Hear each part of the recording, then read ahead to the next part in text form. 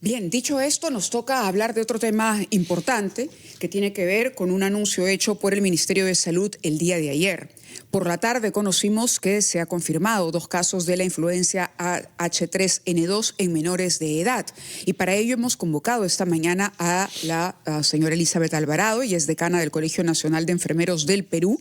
Bienvenida, muchas gracias por acompañarnos. Se trata de advertir a la ciudadanía de hablar abiertamente de este tema sin causar, nos decía ella, alarma. Por si acaso no hay que causar alarma, pero lo que sí preocupa por parte de la ciudadanía es la capacidad que pueda tener, ¿no?, el Estado de atender, de poder atender. Así la letalidad no sea comparable con lo que ocurrió durante la pandemia con la COVID-19.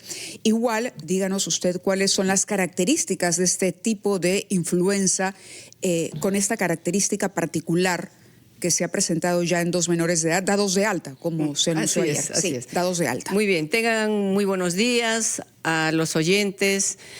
Mire, en cuanto al H3N2, no es comparable con el COVID-19. No tenemos por qué alarmar a la población. Y la población ya tiene experiencia, nuestro país ya tiene experiencia al respecto. Entonces, aquí es cuidar la parte preventiva. Si uno está con la sintomatología, como es tos, fiebre, rinorrea, cefalea, dolor corporal, estornudo, y se caracteriza con la tos, entonces inmediatamente me pongo mi mascarilla, pero no una mascarilla barata, sino una mascarilla que realmente nos proteja. Como la que usábamos durante la pandemia. N95, por prevención. Ojo, por prevención. Eso no quiere decir que lo tenemos que usar en todo momento. Si estoy en grupo de personas o estoy en mi centro laboral, tengo que ponerme para proteger a la persona, pero no debemos alarmar a la población. Ahora, sí, la población ya está informada al respecto. La información no es que uno la alarme o que ella se alarme gratuitamente. La experiencia de la pandemia, si bien usted dice ha dejado un aprendizaje, también ha dejado una herida. Así es. Porque el Perú registró los peores resultados en materia de letalidad. Estuvo entre los primeros lugares a nivel mundial. Por lo tanto, los recuerdos no son precisamente de una lección aprendida, sino de un sistema sanitario que no estuvo a la altura, ni autoridades que estuvieron a la altura para manejar lo que ocurrió. Si bien es cierto, esto no es COVID, hay grupos que pueden correr peligro. Niños menores de 5 años, mayores de 65, población vulnerable. Y sobre el tipo de población vulnerable, permítanos cumplir con nuestros anunciantes para volver, porque al margen de que uno pueda morir o no por este virus, nadie quiere estar enfermo y nadie quiere arriesgar su salud si tiene, por ejemplo, una complicación o una enfermedad previa al contagio de este virus. Vamos a ir a la pausa y volvemos. Continuamos en Ampliación de Noticias. Mávila Huertas y Carlos Villarreal con ustedes, conversando con la doctora Elizabeth Alvarado, decana nacional del Colegio de Enfermeros del Perú, hablando acerca de la confirmación de 2 casos de la influenza H3N2 en menores de edad, sobre todo que están ya de alta, pero sí constantemente monitoreados. Así es. Doctora, más temprano comentábamos justamente con el señor César Munaico del Ministerio de Salud sobre algunas versiones que llegaban en el sentido de que no había la cantidad suficiente de vacunas en ya sea postas o centros de salud, ¿cierto? Yo sé que en este caso la labor del Ministerio y las enfermeras es fundamental por el tema de la vacunación, el barrido que hay, ¿cierto?, en diferentes zonas, yendo inclusive a las casas.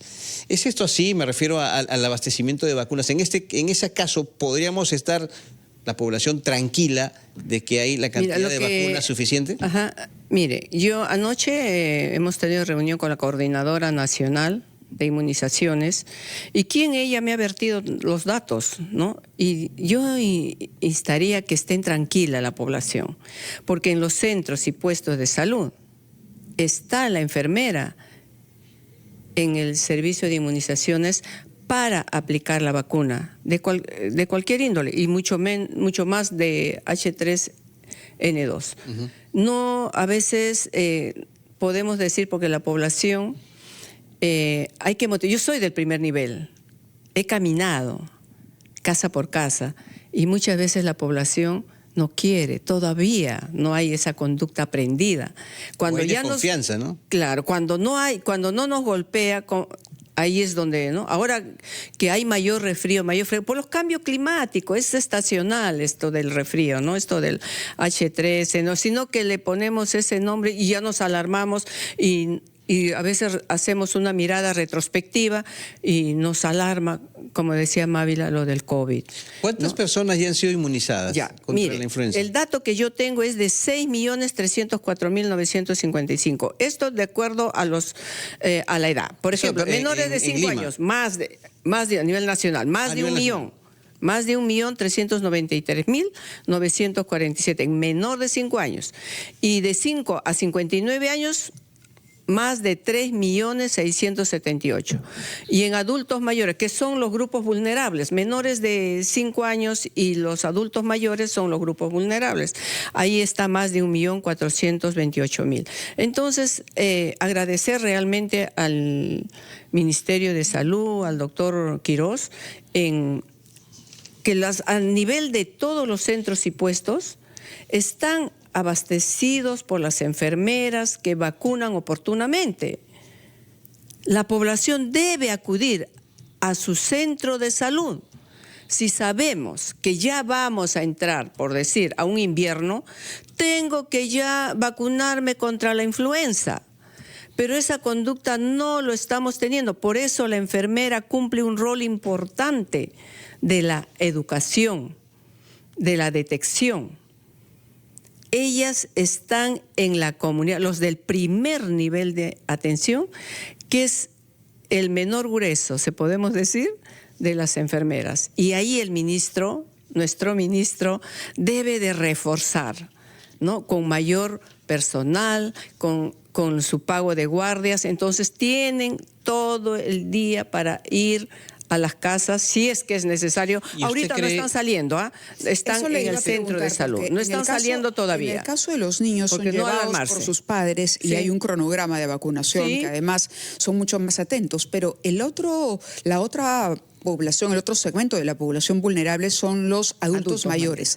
Muchos de estos adultos mayores no pueden necesariamente salir de casa para ir sobre todo a una posta médica, por ejemplo, a de repente hacer una cola o esperar a que lo puedan atender para vacunarse. ¿Qué es lo que puede hacer una persona adulto mayor que está hoy escuchándonos y que dice, caray, yo no me puse la vacuna?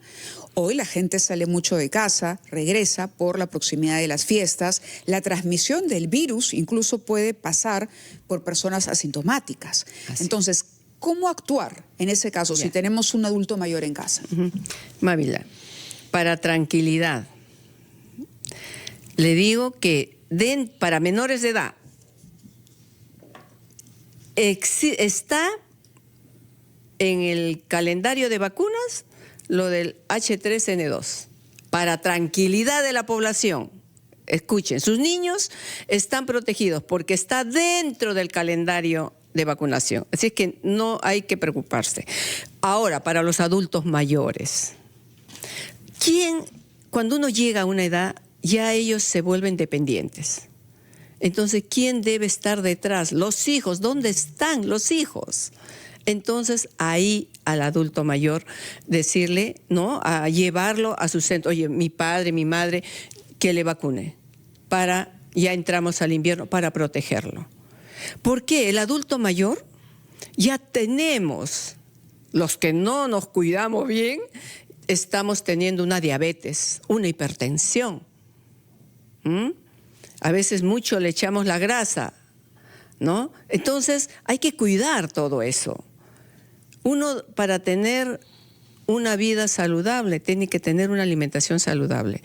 Mis colegas, enfermeras a nivel nacional, ellas están comprometidas con el cuidado de la salud de la población. Ellas son las que están en primera línea, tanto en hospital como en el primer nivel de atención. Yo soy salubrista y muero por la salud pública porque he caminado y sé cuál es la respuesta de la población. Como dices tú, Carlos, a veces desconfían.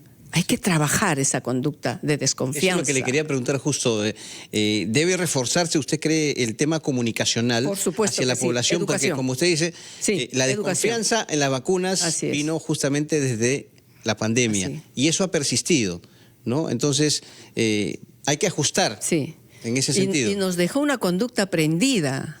Dios mío, yo hasta en los medios de comunicación, cuando fui decana regional de Lima Metropolitana, hablaba en los medios, y lo que decía Mávila, ¿no? Nos dejó una conducta aprendida, nos agarró prácticamente, hizo una desmantelada al sistema de salud, nos agarró desprotegidos. Las medidas de bioseguridad ni lo tomábamos en cuenta. Agradecer al COVID, que hay que lavarnos las manos. Población, lavémonos las manos. Si estamos con los síntomas, una mascarilla para proteger. Pero no hay que alarmarse. Estamos trabajando con todos los enfermeros a nivel nacional y sobre todo en el primer nivel y segundo nivel de atención.